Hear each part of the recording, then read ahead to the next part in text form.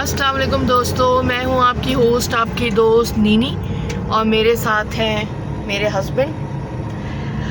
तो आप लोग सोच रहे होंगे कि मैंने एक लंबा गैप ले लिया वीडियो के, उस वीडियो के बाद से। तो मैं थोड़ी सी बिज़ी थी और मेरी तबीयत भी कुछ ठीक नहीं थी। तो आज मैंने बनाई है निहारी, और निहारी जब मैंने बना ली तो मुझे पता चला कि मेरे घर में तो आटा ही नहीं है, क्योंकि एक्चुअली जो हम आटा यूज़ करते हैं वो प्योर गंदम का नहीं होता।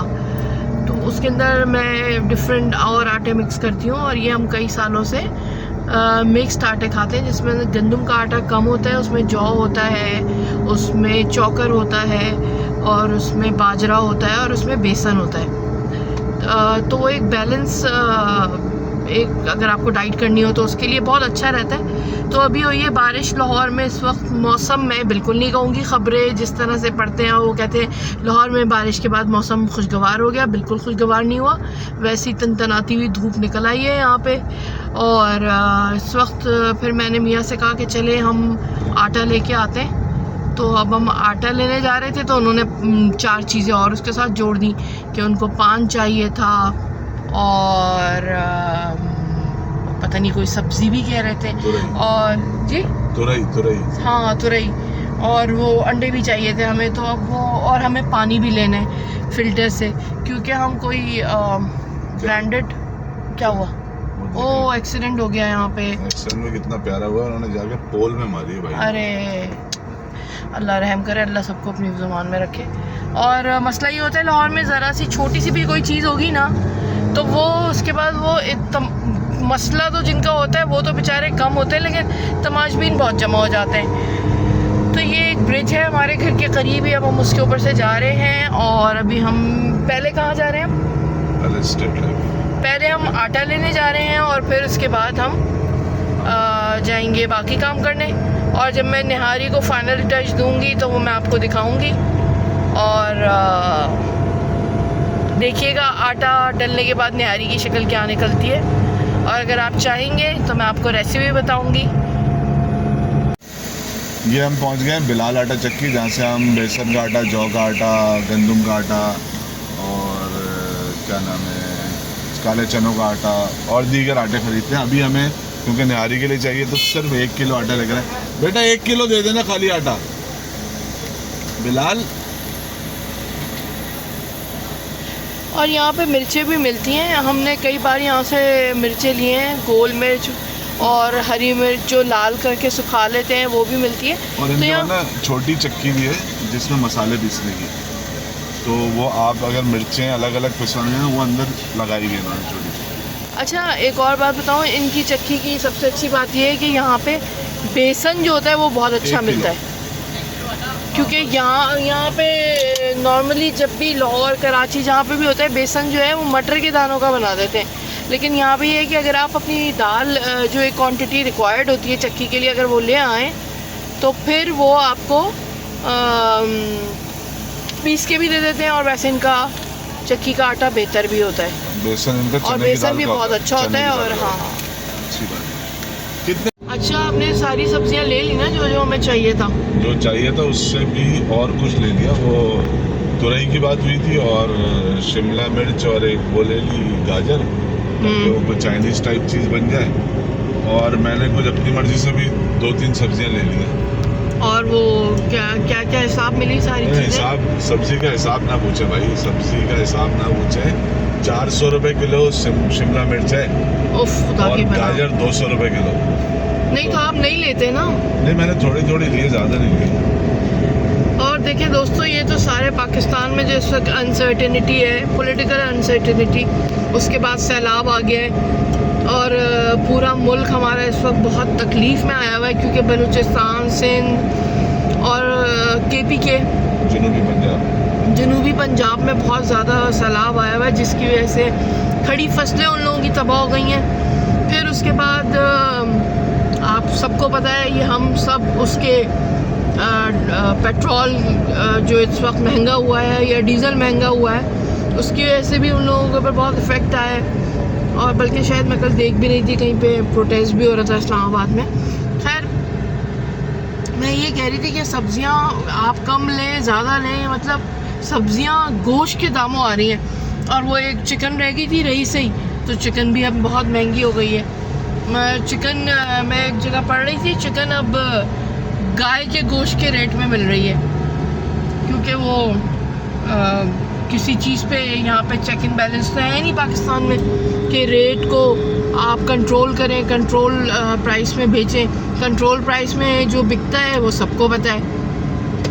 तो बस ये पता नहीं अल्लाह ताला हमें कब, कि अल्लाह ताला क्या, कौम की हालत तो खुद ही बदलनी पड़ती है आपको, अपनी एफ़र्ट, कौम की हालत उसी वक्त बदलती है जब आप खुद बदलना चाहें। तो वो बस अल्लाह ताला रहम करे हम पे और अक्ल सलीम अता फरमाए हमारे हुक्मरानों को। और अभी हम क्या लेने जा रहे हैं इस वक्त? ये हम यहाँ हमारे दोस्त बन गए, वो इंग्लैंड से आकर उन्होंने शॉप खोली थी सैयद एंड सन्स। इनसे अंडे खरीदेंगे और कुछ कोल्ड ड्रिंक्स लेंगे, और बाकी फिर उसके पीछे से रोटी लेंगे और पानी लेंगे, और फिर उसके बाद घर चलेंगे।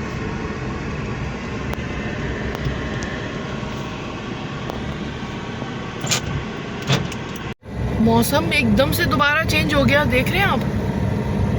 हैं ये, ओहो, ये इतने काले बादल ऊपर।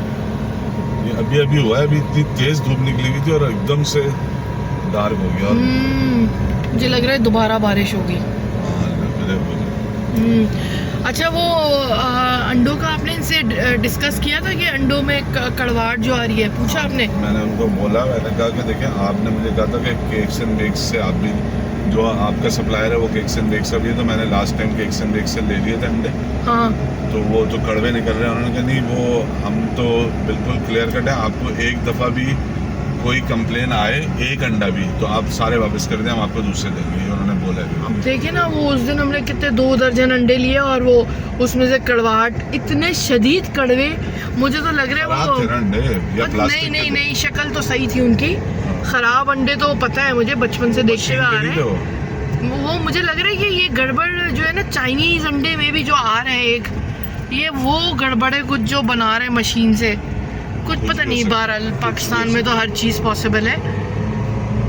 और अब हम जनाब जा रहे हैं पानी लेने के लिए फ़िल्टर प्लांट पे। यहाँ सबसे अच्छी बात यह है लाहौर में, यहाँ जगह जगह फ़िल्टर प्लांट्स होते हैं। तो ये जो पीने के पानी के, तो ये जो ट्रेंड है कराची में, जो कि मैं तो ट्रेंड नहीं कहूँगी बल्कि ये एक बहुत शदीद मसला है। पानी होने के साथ आप पानी ख़रीद के पी रहे होते हैं और आप टैप वाटर यूज़ ही नहीं कर सकते। हम घर में भी टैप वाटर यूज़ करते हैं और वो हम उबाल के घर में चीज़ों में इस्तेमाल, पीने के इस्तेमाल में भी कर सकते हैं। और यहाँ के टाइमिंग्स होते हैं इधर के, ये टाइमिंग्स हैं फ़िल्टर प्लांट के, और सर्दियों के और गर्मियों के अलग अलग। लेकिन अब यहाँ से हम पानी पीने का पानी इसको हम रिफ़िल कर लेते हैं। हमने ये कैंस लिए हुए, तो ये हमारे लिए एक आसानी है, आपको ख़रीद के पानी नहीं पीना पड़ता। तो बस इसके बाद हमने लेनी है रोटी और फिर हम घर की तरफ रवा दवा होंगे, और निहारी का प्रोसेस फिर मैं आपको दिखाती हूँ। बस पानी फिल हो जाए हमारा। ये एक आदमी है जो कि कोयले क्रेट में डाल के और उठा के, अब ये इसको फॉलो, ये जा रहा है उधर की तरफ, बारबेक्यू वाली साइड पे।